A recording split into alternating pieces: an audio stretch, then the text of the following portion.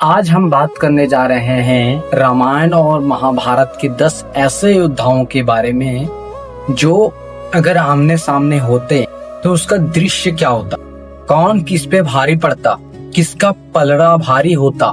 रामायण से 10 ये योद्धा हैं। प्रभु श्री राम हैं, उनके भक्त हनुमान, रावण, मेघनाद जो उनका पुत्र भी है, लक्ष्मण, बाली, कुंभकर्ण, जामवंत, अंगद, ये सब रामायण के योद्धा हैं और सर्वश्रेष्ठ योद्धा हैं। अब महाभारत के 10 योद्धा जो अगर आमने सामना होता, सबसे पहले हैं कुंती पुत्र अर्जुन, दूसरे हैं भीम, तीसरे हैं कर्ण, चौथे हैं पितामह भीष्म, पांचवें हैं गुरु द्रोण, छठा है उनके पुत्र अश्वत्थामा, उसके बाद है भीम पुत्र घटोत्कच, फिर है उनके अर्जुन के पुत्र अभिमन्यु, फिर सात्यकी, फिर नकुल और सहदेव के मामा शल्य।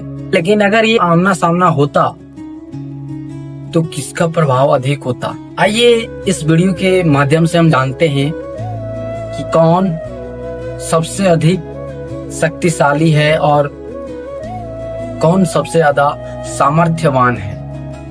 रामायण और महाभारत के ये 10 योद्धा आमने सामने होते तो क्या होता, आइए देखते हैं। तो पहले योद्धा है प्रभु श्री राम रामायण से, जो एक अद्वितीय, उनके जैसा दूसरा कोई नहीं, ऐसे धनुर्धारी हैं।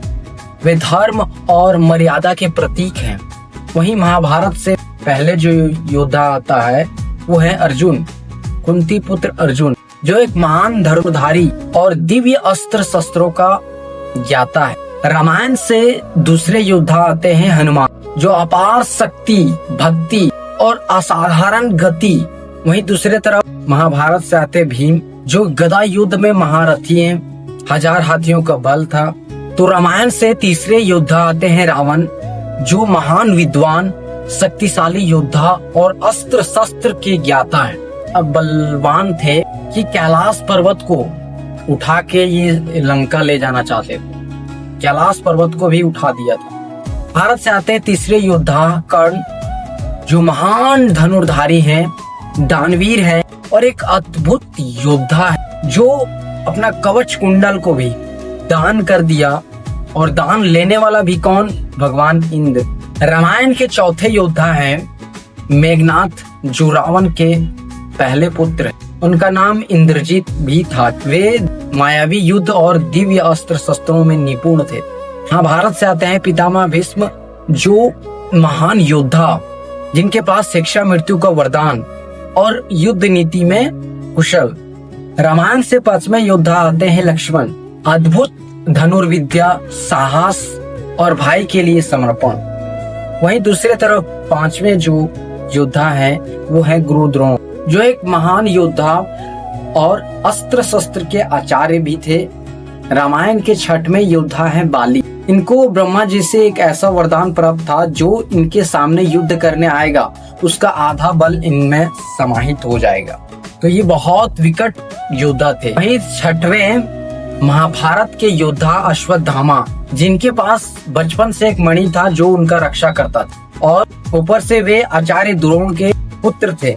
रामायण के 7वें योद्धा कुंभकर्ण, जिनका शरीर बहुत विशाल था, युद्ध में अद्भुत पराक्रम होता था उनका। और महाभारत से आते हैं घटोत्कच, मायावी युद्ध और रात्रि में युद्ध में उससे कोई जीत नहीं सकता था। रामायण के 8वें योद्धा अंगद, जिनके पास अद्भुत बल, साहस और दृढ़ संकल्प। महाभारत के 8वें योद्धा है अभिमन्यु, जो कम उम्र में ही असाधारण अद्भुत युद्ध कौशल था और साहस। रामायण के 9वें योद्धा है सुग्रीव, जो वानर सेना का राजा और एक शक्तिशाली योद्धा था।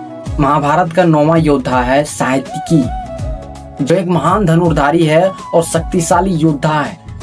रामायण का 10वां योद्धा है जामवंत जी, जिनके पास अत्यधिक अनुभव, बुद्धिमत्ता और प्राचीन काल की युद्ध कौशल है। महाभारत के 10वें योद्धा है शल्य, जो नकुल और सहदेव के मामा है।